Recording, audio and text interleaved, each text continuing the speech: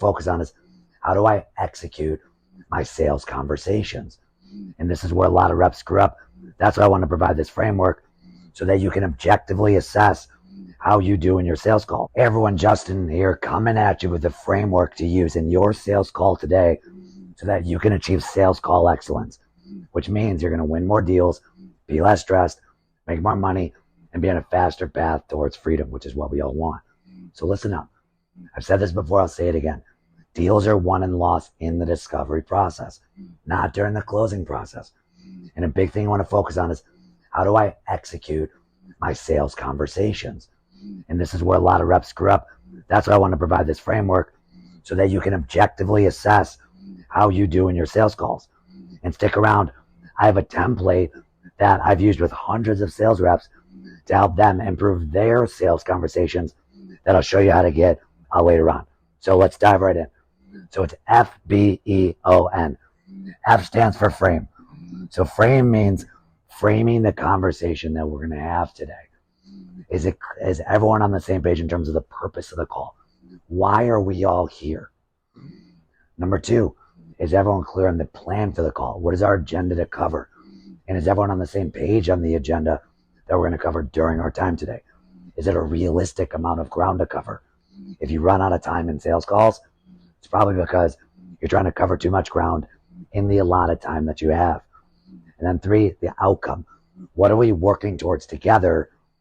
Is everyone clear on that when we set the call and start the conversation?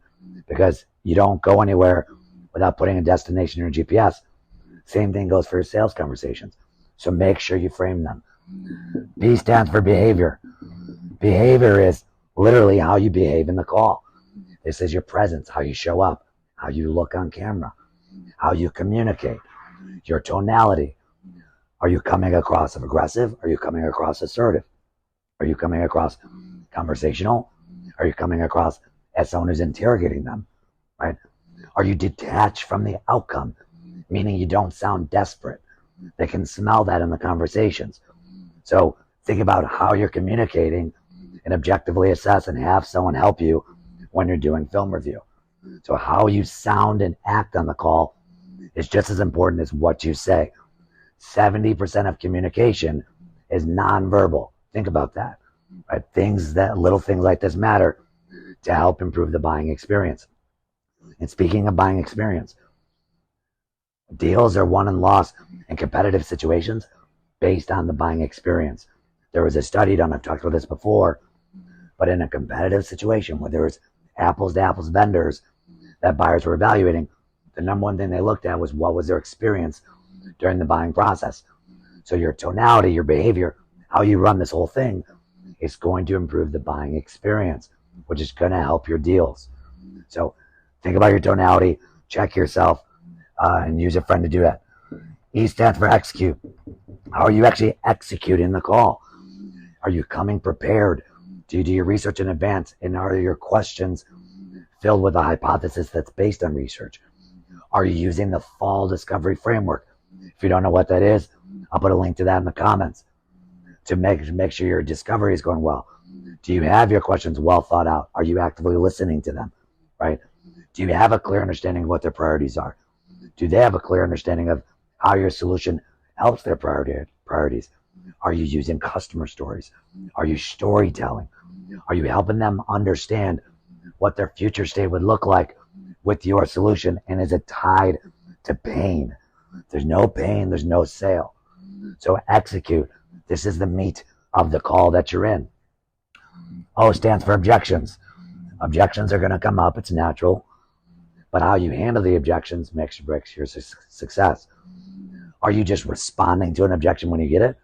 Are you taking a step back and say, help me understand that a little bit more? Because number one, you don't come off as defensive. That comes off in your tonality and your behavior. But also, if you're seeking to understand, you're going to get to the real objection. Because most objections that are shared aren't the real objection that they're trying to figure out. So how you handle objections is a big part of how you execute a sales conversation. And then last but not least is next steps. Next steps are a must in every sales call. If you're running a 30-minute call and then you're not blocking the last 5 minutes for next steps and protecting that time with your life, you are dropping the ball.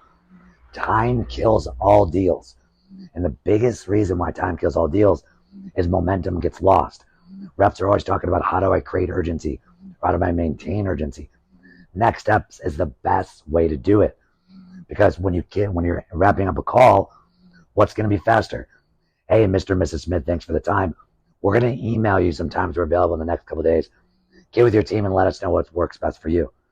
Right? It might be 5 days before the next call even gets scheduled, let alone it might be another week out from then, right?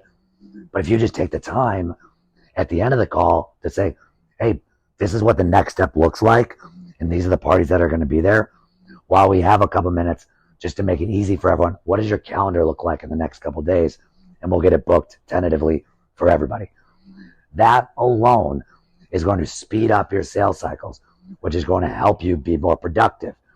The next steps is also a great opportunity for you to gather feedback based on the conversation that you've been having. If you don't get a sense of where they stand, how they feel before you start talking about next steps and trying to move the deal forward, you're gonna run the risk of not being aligned with them. So next steps is a must. And this is a great breakdown that I've used and coached hundreds of sales reps. As I said in the beginning of the call, I have a template that you can use to assess your own calls during film review. So if you want that, shoot me a comment, shoot me a note, and I'll send you the link so that you can get access to that to use today.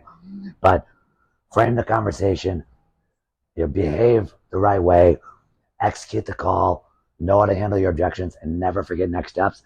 And you're going to go a long way towards achieving sales excellence. I'm Justin J. Johnson, founder and creator of the beautiful Savage Sales Academy. Appreciate your time. I'll see you next time.